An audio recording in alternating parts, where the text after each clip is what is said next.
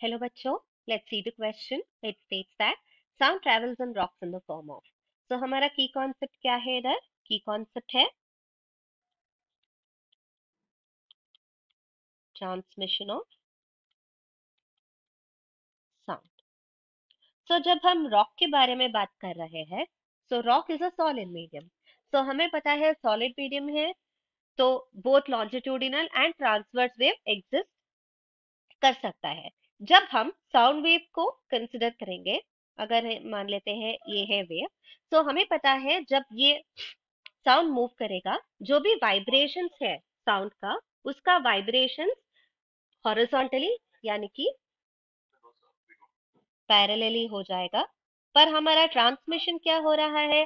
Transmission हो रहा है perpendicular to the given medium. इस डायरेक्शन में हमारा ट्रांसमिशन हो रहा है.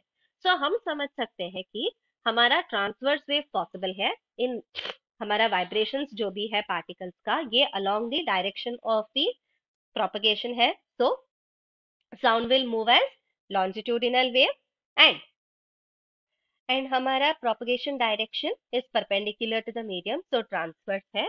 जब हम इलास्टिक केस के बात कर रहे हैं, जो पार्टिकल्स डिस्प्लेस होता है ये वाइब्रेशन लेके, वो वापस आ जाता है उनके इनिशियल पोजीशन का.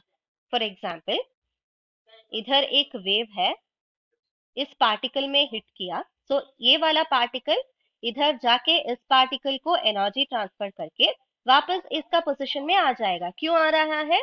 एक रेस्टोरिंग फोर्स एक्ट कर रहा है.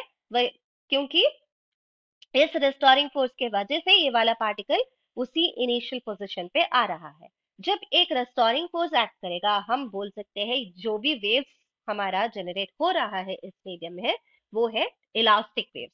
तो हमारा लॉन्जिट्यूडिनल वेव्स और ट्रांसवर्स वेव्स दोनों इलास्टिक वेव्स है, क्योंकि पार्टिकल वापस उन्हीं की पोजीशन में आ रहा है, क्योंकि हमारा रेस्टोरिंग फोर्स भी एक्ट कर रहा है इस पर. सो हमारा वेव क्या है इधर? Longitudinal and transverse